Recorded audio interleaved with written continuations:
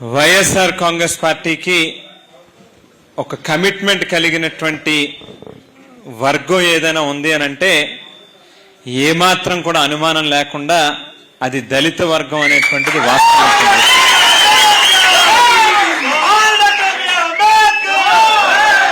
దివంగత ముఖ్యమంత్రి doctor YS Rajasekhara Reddy గారు చనిపోయిన తర్వాత రాష్ట్రం అంతా కూడా ముఖ్యంగా దళితులు వారి ఇంట్లో ఒక సొంత తండ్రో కొడుకో తమ్ముడో అన్నో రక్త సంబంధం ఉన్నటువంటి వ్యక్తి చనిపోయినట్టుగా భావించి నిజంగా రాజశేఖర రెడ్డి గారి చనిపోయిన తర్వాత జగన్మోహన్ రెడ్డి గారికి అండగా బాసటగా నిలిచినటువంటి విధానం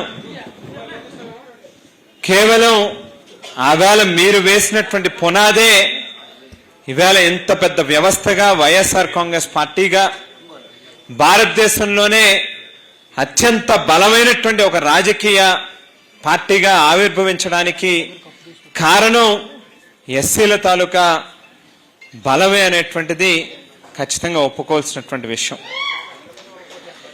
ఇవాళ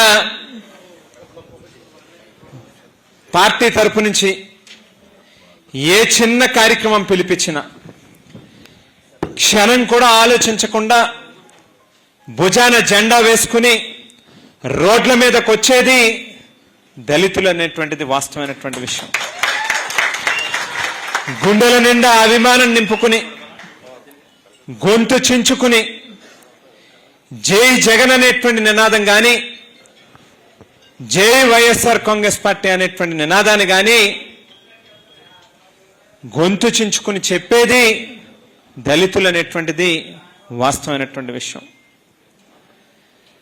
ఆర్థికంగా స్తోమత అనుకూలించకపోయినప్పటికీ అవసరమైతే ఒక రోజు పస్తులుండైనా సరే రాజశేఖర రెడ్డి గారు లాంటి గొప్ప నాయకుల యొక్క జయంతి కార్యక్రమం వచ్చిన, జగన్మోహన్ రెడ్డి గారి పుట్టినరోజు వచ్చిన, వైఎస్ఆర్ కాంగ్రెస్ పార్టీ ఆవిర్భావ దినోత్సవం వచ్చిన చెరుకో 4 రూపాయలు చందాలు వేసుకునైనా సరే ఇంట్లో పండగలాగా కార్యక్రమం నిర్వహించేది దళితులు అనేటువంటిది వాస్తవమైనటువంటి విషయం. ఇవాళ మీరు ఈ పార్టీకి తోడుగా నిలబడ్డారు కాబట్టే ఎన్ని రకాల అవాంతరాలు వచ్చినా అడ్డంకులు వచ్చినా ఇబ్బందులు వచ్చినా ఎక్కడా కూడా బెనకకుండా ఈ పార్టీ నిలుస్తా ఉంది. జగన్మోహన్ రెడ్డి గారి నాయకత్వం మరింత బలపడటానికి కారణం కూడా ఖచ్చితంగా మీరే అనేటువంటిది ఒప్పుకోవాల్సినటువంటి విషయం. ఇవాళ మీరు అందరూ కూడా ఆలోచన చేయండి. పెద్దలు చెప్పినట్టుగా చంద్రబాబు నాయుడు గారికి ఏనాడు కూడా దళితుల పట్ల ప్రేమాభిమానాలు అనేటువంటిది లేదు అనేటువంటిది వాస్తవమైనటువంటి విషయం. అందుగురించే ఒక కారంచేడు తీసుకున్నా, ఒక చుండూరు తీసుకున్నా, లేక ఒక పదిరికుప్పం తీసుకున్నా అనేక సంఘటనలు దళితుల పట్ల అవాంఛనీయమైనటువంటి సంఘటనలు జరిగినటువంటిది తెలుగుదేశం పార్టీ హయాంలోనే జరిగిందనేటువంటిది కూడా వాస్తవమైనటువంటి విషయం. మరి అదే రకంగా దళితుల్లో పుట్టాలని ఎవరైనా కోరుకుంటారా, లేక మీరు సరిగ్గా ఉండరు, క్రమశిక్షణతో ఉండరు అని చెప్పి కామెంట్లు చేసినటువంటి నాయకులు తెలుగుదేశం పార్టీకి సంబంధించినటువంటి వాళ్ళు పశ్చిమ గోదావరి జిల్లాలోనే మనం చూస్తే ఒక తెలుగుదేశం పార్టీ శాసనసభ్యుడు మీకెందుకురా రాజకీయాలని చెప్పి మాట్లాడినటువంటి విషయాన్ని కూడా గుర్తు చేస్తా ఉన్నా. మరి అటువంటిది ఇవాళ ఈ రాష్ట్రానికి నడిబొడ్డున కోట్ల రూపాయలు విలువ చేసేటటువంటి స్థలంలో నిత్యం జ్వలించేటట్టుగా ఒక స్ఫూర్తిని నింపేటట్టుగా యావత్ ప్రపంచంలోనే ఎవరికి లేనటువంటి ఒక గొప్ప రాజ్యాంగాన్ని మనకిచ్చినటువంటి మహనీయుడు డాక్టర్ బాబాసాహెబ్ అంబేద్కర్ గారి యొక్క విగ్రహాన్ని స్థాపించి మనందరికీ కూడా ఆదర్శంగా నిలిచినటువంటి వ్యక్తి జగన్మోహన్ రెడ్డి గారు అనేటువంటిది కూడా ఖచ్చితంగా గుర్తు చేసుకోవాల్సినటువంటి విషయం. ఇవాళ నిజమైనటువంటి కమిట్మెంట్తో ఏదో ఊరికినే తన మాటలతో రాజకీయ ప్రయోజనం పొందాలి అనేటువంటి ఆలోచనతో చెప్పినటువంటి మాటలు కాదు.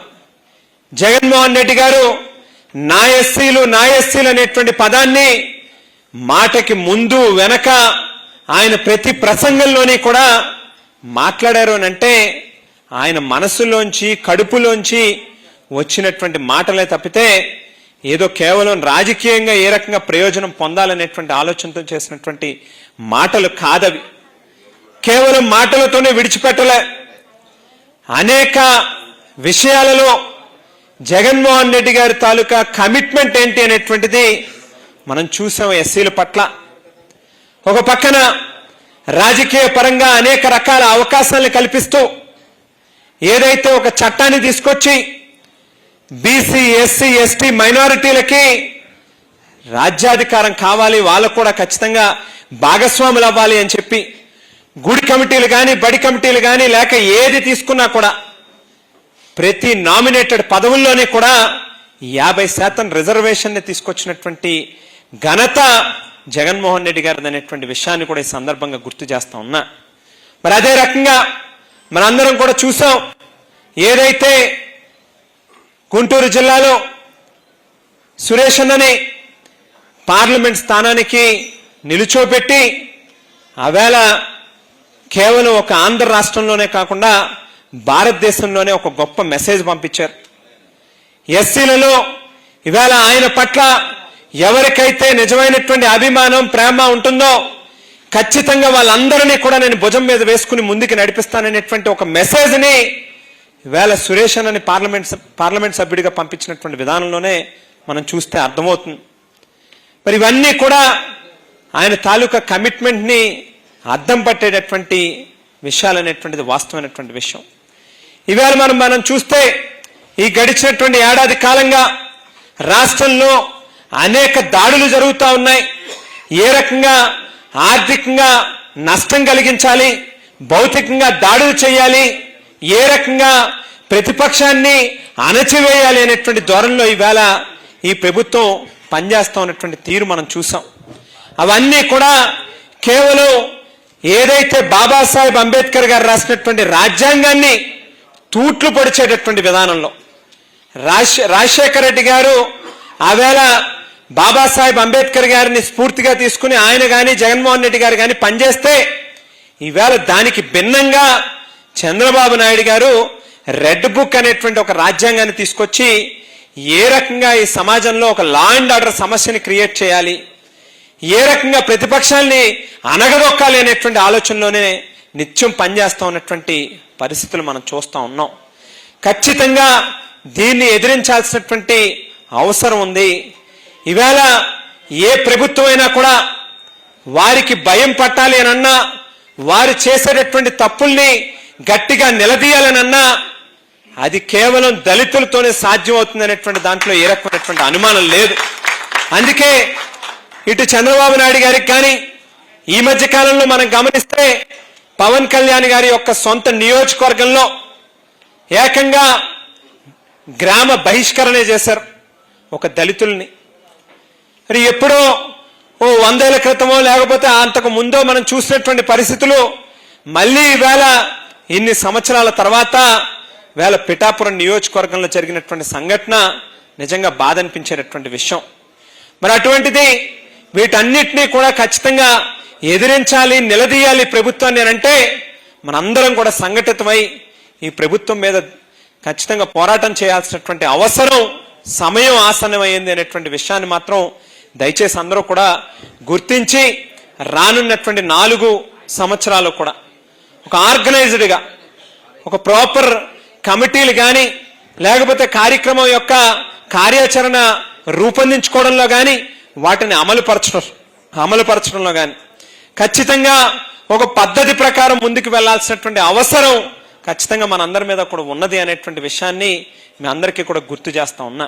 మరి అందుగురించే ఇవాళ ఏదైతే జగన్మోహన్ రెడ్డి గారు ఈ రాష్ట్రంలో దళితుల యొక్క క్షేమం కోసం, వారికి మంచి జరగాలి అనంటే, వారి పక్షాన పోరాడాలి అనంటే ఒక సమర్థవంతమైనటువంటి నాయకత్వాన్ని నియమించాల్సినటువంటి అవసరం ఉంది వైఎస్ఆర్ కాంగ్రెస్ పార్టీ ఎస్సీ సెల్కని ఆలోచన చేసి మరి వేళ సుధాకర్ బాబన్న గతంలో అవేళ ఉమ్మడి రాష్ట్రంలో కాంగ్రెస్ పార్టీలో అవేళ యువజన విభాగానికి యూత్ కాంగ్రెస్ రాష్ట్ర అధ్యక్షులుగా పనిచేశారు. ఒక రోల్ మోడల్గా ఆయన యొక్క పనితీరు సెట్ చేసి మరి యువజన విభాగం అంటే ఈ రకంగా పనిచేయాలి అనేటువంటి ఒక మోడల్ని సెట్ చేసినటువంటి నాయకుడు సుధాకర్ బాబన్న. తనకంటూ ఒక మార్క్ తెచ్చుకున్నారు. నాయకత్వం అంటే ఈ రకంగా ఉండాలి అనేటువంటి ఒక మెసేజ్ పంపించారు.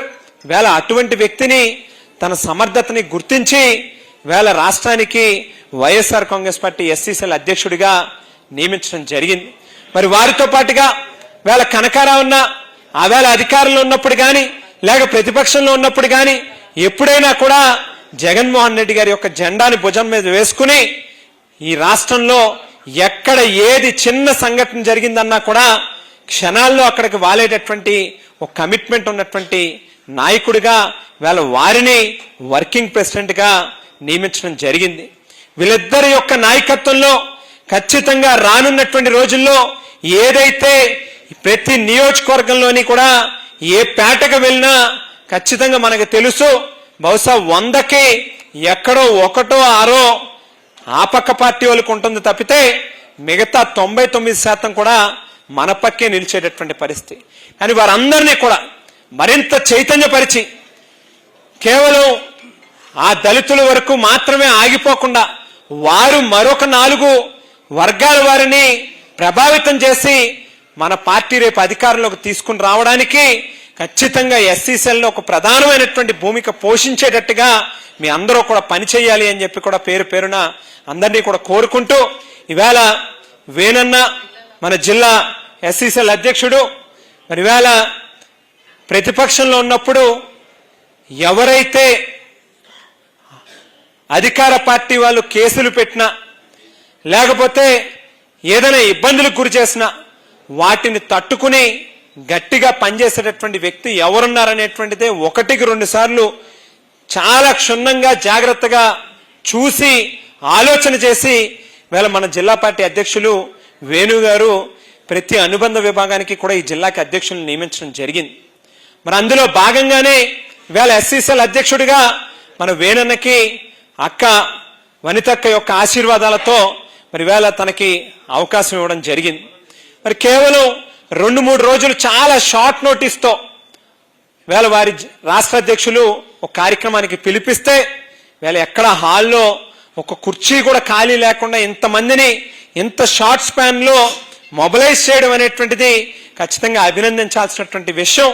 రానున్నటువంటి రోజుల్లో ఖచ్చితంగా మీ కష్టానికి తగినటువంటి గుర్తింపు కూడా ఖచ్చితంగా వస్తుంది అనేటువంటి మాటను కూడా తెలియజేస్తూ మరి వారితో పాటుగా ఎవరైతే నియోజకవర్గ అధ్యక్షులుగా పనిచేస్తున్నటువంటి వారు ఉన్నారు వారందరినీ కూడా మేమందరం 1-2 సార్లు చూసుకుని వేళ ఎందుకనంటే ఎస్సీసీ ఈ పార్టీకి ఒక బలమైనటువంటి ఓట్ బ్యాంక్ కాబట్టి దానిని చాలా జాగ్రత్తగా కేర్ఫుల్గా తీసుకోవాల్సినటువంటి అవసరం ఉంది. కాబట్టి ఈ జిల్లాలో ఉన్నటువంటి ప్రతి నియోజకవర్గ సమన్వయకర్త కూడా చాలా జాగ్రత్తగా 1-2 సార్లు చూసుకునే నియోజకవర్గ అధ్యక్షుని కూడా నియమించుకోవడం జరిగింది.